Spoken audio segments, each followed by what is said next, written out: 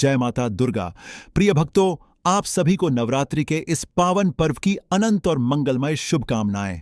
नवरात्रि का छठा दिन जो माता कात्यायनी को समर्पित है, केवल एक तिथि नहीं बल्कि हमारी आध्यात्मिक यात्रा का वह महत्वपूर्ण पव है जहां से हम अपनी अंतरात्मा की शक्ति को पहचानना शुरू करते हैं। माता कात्यायनी जो महर्षि कात्यायन की कठिन तपस्या का फल है, अदम्य साहस, विजय और अटूट विश्वास का प्रतीक है।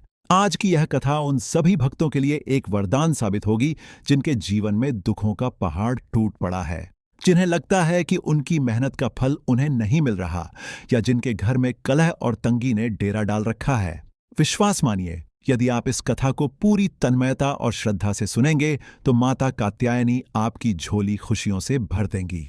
तो चलिए, बिना किसी विलंब के हम भक्ति के उस सागर में गोते लगाते हैं जहां केवल करुणा, ममता और चमत्कार का वास है। प्रिय श्रोताग, प्राचीन समय की बात है। उत्तरांचल पहाड़ियों की गोद में बसा हुआ एक अत्यंत सुंदर और मनोरम गांव था जिसका नाम था कुंदनपुर। कुंदनपुर केवल एक गांव नहीं था बल्कि वह साक्षात प्रकृति का एक श्रृंगार था। जहां तक नजर जाती थी वहां तक केवल हरियाली ही हरियाली नजर आती थी। ऊंचे ऊंचे वृक्ष जैसे आकाश से बातें करते हो और उन वृक्षों से गिरते हुए दूधिया सफेद झरने ऐसे लगते थे मानो पर्वत अपना हृदय खोलकर अमृत बहा रहे हों। गांव के किनारे से एक कलकल करती हुई नदी बहती थी जिसका पानी इतना स्वच्छ था कि उसमें आसमान का नीला रंग साफ झलकता था। सुबह जब सूर्य की पहली किरण कुंदनपुर की धरती पर पड़ती तो वहां के खेत सोने की तरह चमकने लगते थे। फसलों की वह दिव्य महक पूरे वातावरण में एक नई ऊर्जा भर देती थी। इस सुंदर गांव के बिल्कुल बीचों बीच बना हुआ मां कात्यायनी का भव्य मंदिर गांव की शोभा में चार चांद लगाता था। वह मंदिर अत्यंत प्राचीन था, जिसकी दीवारों पर की गई पत्थर की नक्काशी को देखकर ऐसा लगता था मानो शिल्पकारों ने पत्थर में जान फूंक दी हो। मंदिर के गर्भगृह में मां कात्यायनी की चार भुजाओं वाली एक विशाल और अत्यंत तेजस्वी मूर्ति विराजमान थी। मां के एक हाथ में तलवार, दूसरे में ढाल और शेष दो हाथ अपने भक्तों को वरदान और अभय प्रदान करने की मुद्रा में थे। उनकी आंखों में एक अजीब सी करुणा और ममता थी जो किसी भी दुखी हृदय को शांति प्रदान कर देती थी। गांव का हर छोटा बड़ा व्यक्ति सुबह और शाम मंदिर की चौखट पर अपना सिर झुकाना नहीं भूलता था। विशेषकर जब नवरात्रि के दिन आते तो पूरे मंदिर को फूलों और दीपों से इस तरह सजाया जाता था कि जैसे स्वर्ग धरती पर उतर आया हो। हर घर से लोग श्रद्धापूर्वक चंदा इकट्ठा करते और पूरे उत्सव को इतनी भव्यता से मनाते कि आसपास के कई गांवों के लोग भी वहां खींचे चले आते थे। प्रिय श्रोताग, इसी खुशहाल कुंदनपुर गांव में एक वृद्ध दंपति रहते थे, श्यामलाल और उनकी पत्नी प्रिया। श्यामलाल एक सीधा साधा किसान था जिसके चेहरे पर मेहनत की लकीरें और आंखों में ईश्वर के प्रति अटूट विश्वास था। उनका पूरा जीवन मां कात्यायनी की भक्ति और खेतीबाड़ी में ही बीता था। वह बहुत ही शांत स्वभाव के थे, कभी किसी का बुरा नहीं चाहा। उनकी पत्नी प्रिया भी अत्यंत धार्मिक और ममतामयी स्त्री थी। लेकिन कहते हैं ना कि संसार में कोई भी पूरी तरह सुखी नहीं होता। श्यामलाल और प्रिया के जीवन में भी एक बहुत बड़ा अभाव था। विवाह के कई वर्ष बीत गए थे, उनकी आधी उम्र ढल चुकी थी, लेकिन उनके आंगन में किसी बच्चे की किलकारी नहीं गूंजी थी। लोग अक्सर उन्हें ताने देते, लेकिन इस दंपति ने कभी भी माता रानी से अपनी शिकायत नहीं की। वे हर सुबह मंदिर जाते और मां की मूर्ति के सामने बैठकर बस यही कहते, मां तेरी जो इच्छा वही हमारा सुख है। फिर एक दिन वह चमत्कार हुआ जिसकी प्रतीक्षा में उनकी आंखें पथरा गई थीं। मां कात्यायनी की असीम अनुकंपा से प्रिया ने एक पुत्र को जन्म दिया। पूरे गांव में जैसे खुशियों की लहर दौड़ गई। श्यामलाल की खुशी का तो ठिकाना ही नहीं था। वह बालक इतना तेजस्वी और सुंदर था कि जो भी उसे देखता देखता ही रह जाता। उसके मुखमंडल पर एक दिव्य आभा थी। गांव के लोग जब उसे मंदिर में देखते तो आपस में बातें करते कि यह कोई साधारण बालक नहीं है, यह तो साक्षात मां कात्यायनी का प्रसाद है।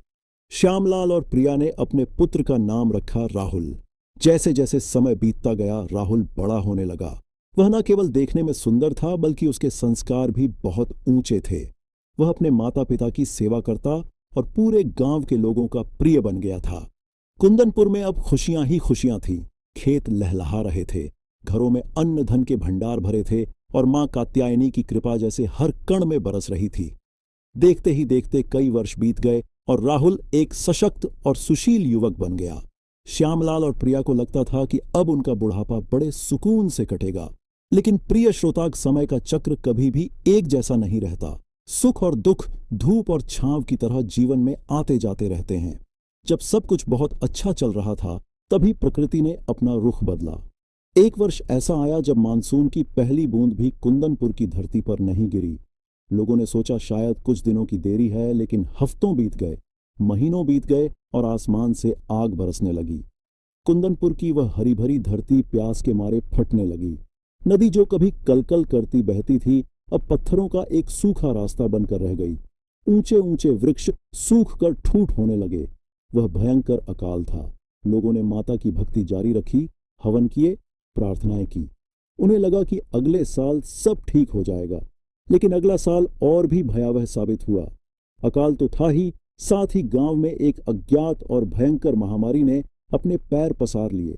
देखते ही देखते हंसता खेलता कुंदनपुर श्मशान में बदलने लगा।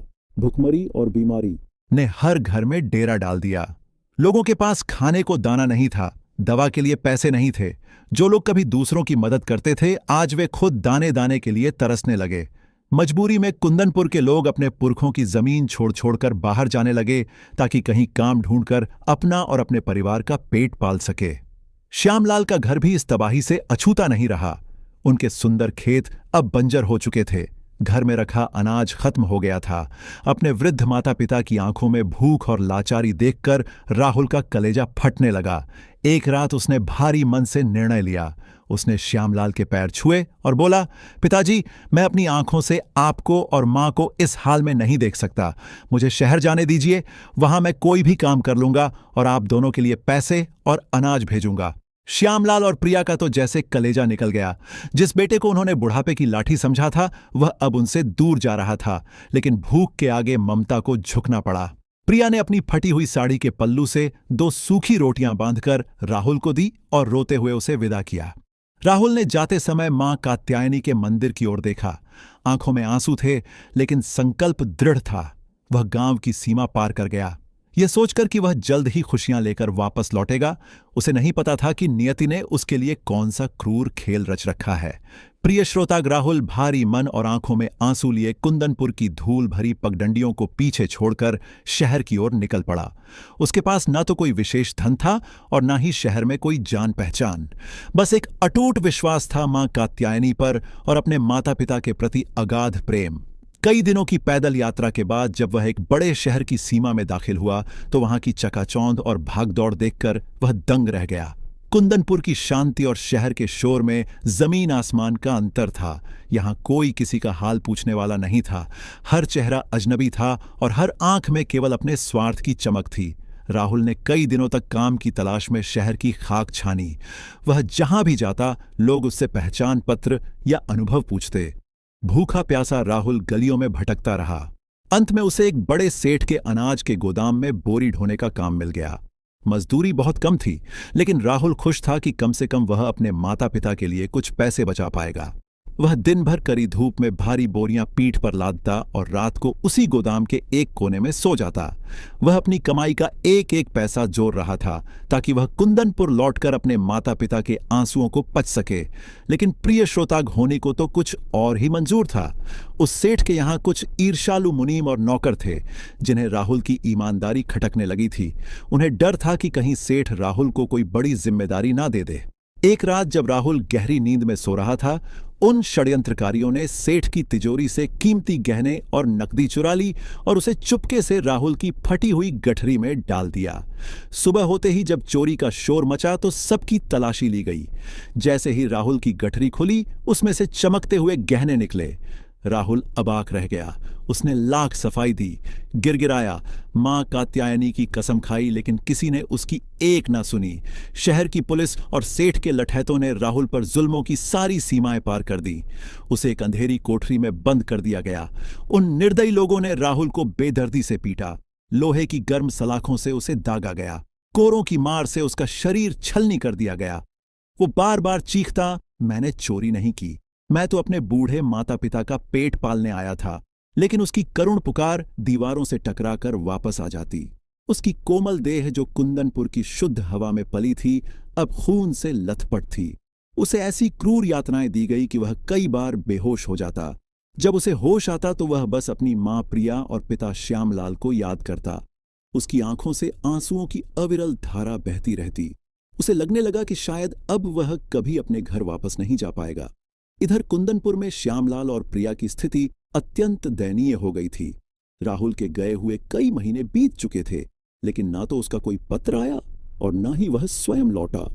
गांव के अन्य लड़के जो बाहर गए थे वे समय समय पर अपने घर संदेश भेजते थे, लेकिन राहुल का कोई अता पता नहीं था। बूढ़े श्यामलाल अब और भी कमजोर हो गए थे। गरीबी ने उन्हें इस कदर तोड़ दिया था कि अब उनके पास खाने के लिए सूखी रोटी भी नसीब नहीं थी। प्रिया हर रोज गांव की सरहद तक जाती और घंटों धूल उड़ते रास्ते को निहारती रहती कि शायद अब उसका लाल आता होगा। प्रिय श्रोता, वह दृश्य इतना हृदय विदारक था कि पत्थर भी पिघल जाए। श्यामलाल और प्रिया रात दिन मां कात्यायनी के मंदिर की चौखट पर पड़े रहते। उनकी आंखों का पानी सूख चुका था, बस वेदना की गहरी लकीरें उनके चेहरों पर अंकित थी। श्यामलाल कांपती आवाज में मां की प्रतिमा के सामने चिल्लाते, हे मां कात्यायनी, यह कैसा न्याय है? हमने तो कभी किसी का अहित नहीं किया। वर्षों तक तेरे दर पर मत्थ रगड़ा, तब जाकर तूने यह पुत्र दिया था, और अब जब हमें उसकी सबसे ज्यादा जरूरत थी तूने उसे हमसे छीन लिया। वह कहाँ है? किस हाल में है? कम से कम एक बार उसका मुख तो दिखा दे। मां प्रिया की ममता तो जैसे पागल हो उठी थी। वह मंदिर की फर्श को अपने आंसुओं से धोती और कहती, मां तू तो ममता की सागर है, तू तो सबकी बिगड़ी बनाती है। फिर मेरी झोली क्यों सुनी कर दी? क्या मेरी भक्ति में कोई कमी थी?